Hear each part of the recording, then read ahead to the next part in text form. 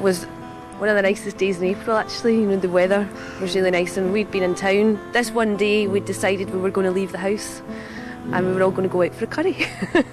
Because we hadn't left the house for 3 weeks and it was maybe kind of taking that first step to not move on but just try and leave the house, you know, and not be sitting watching the phone and watching the door.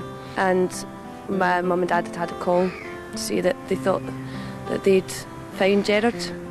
And actually that morning I was looking at the river and I was looking at the weather and I was thinking, you know, this is a really nice day, and something in me made me think that this was the day that we were going to find him.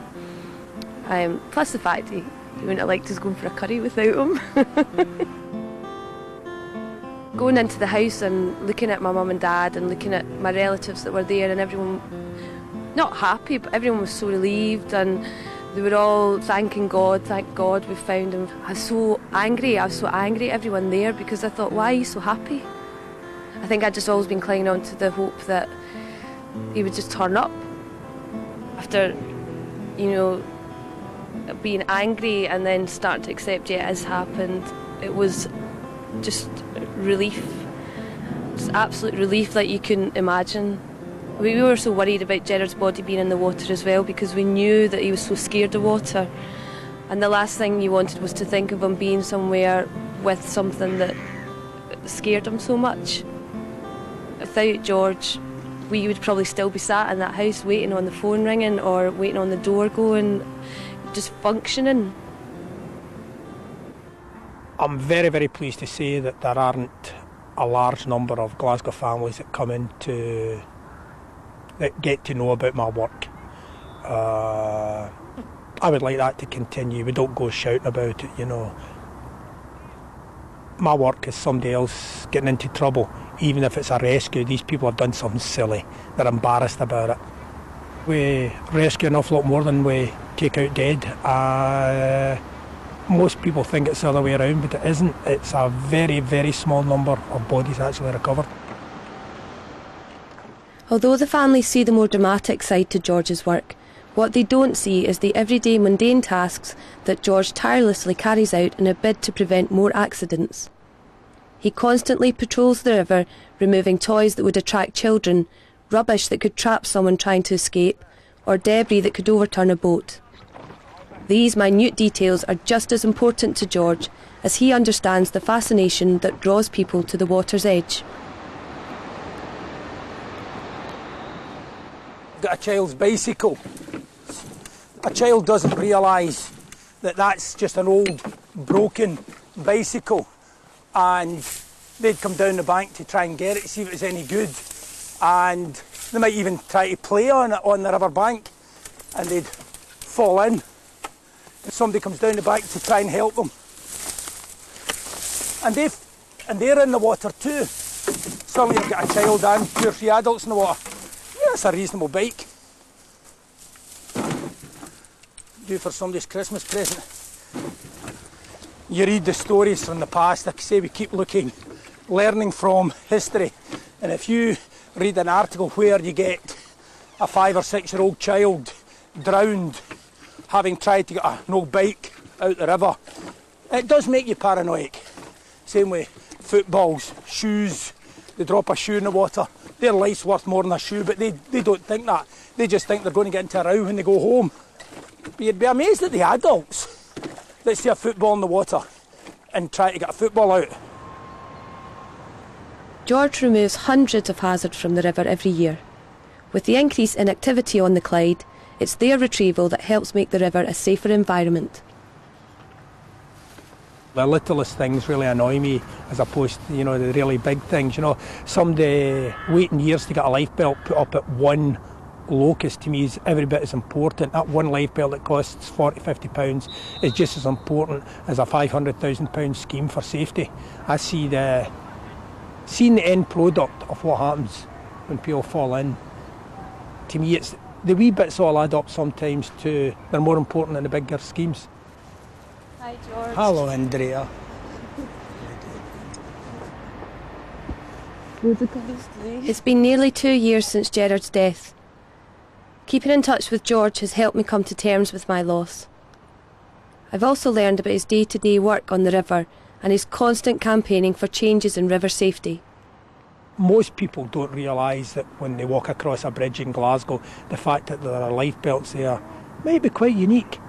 There's a lot of cities in Europe where there's no lifebelts and bridges, and there's countries that don't even know what a lifebelt is. George used my brother's story to convince the council of the importance of quay wall ladders in the area where Gerard fell in. His campaign has paid off, with a number of new and replacement ladders installed over the last 2 years. One of these has already saved a life. It was round about here it happened, isn't it? It was, yes. Yeah. It's on this ledge up here.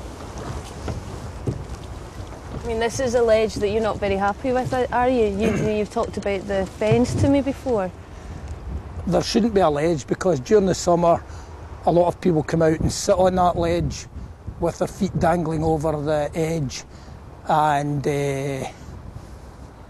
some of them have a drink, some of them don't, but if they're even sitting there for 5 or 10 minutes, half an hour, reading a paper, and they go to stand up and they just overbalance a little and they fall in.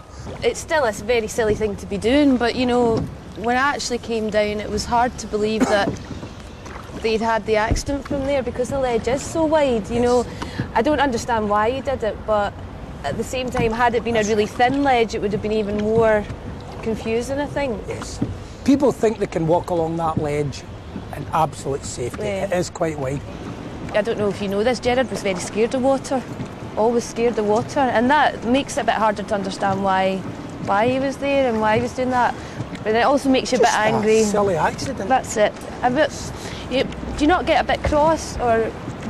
But you can get angry at somebody that just out of sheer thoughtlessness, inexperience, did something. I know. So you searched for 3 weeks, didn't you? Yes. It was 3 weeks before we found Gerard. Yeah. Unless there's an urgent rescue needed somewhere, yeah. You just stay every hour you can on the water because, well, there's two things. For the sake of the family and the relatives, you've got to be seen to be doing something.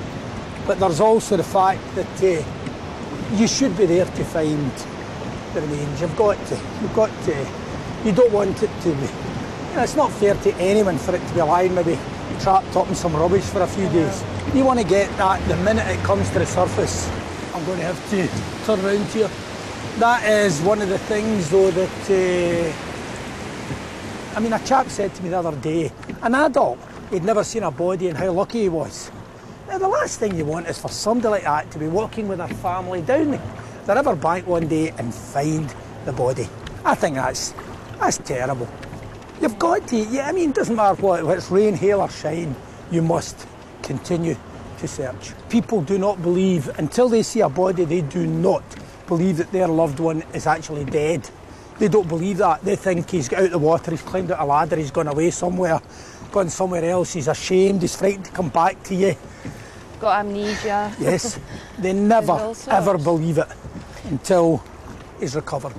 Well, I'll tell you honestly, George, I still found it hard to believe even after they recovered Gerard's body because I never did get to see him.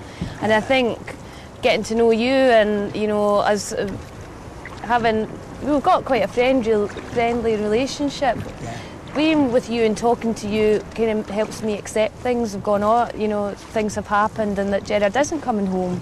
Yeah. But it helps me accept it in a nice way because I know that when you did recover him, you did it with you took care of him when you recovered him, and it means a lot to me that you were one of the last people to hold him, and I know that you would have treated him with the utmost respect, and that really means a lot to me, and thanks. No, but I feel so comfortable in your company because in a way, although you might, I don't know, it makes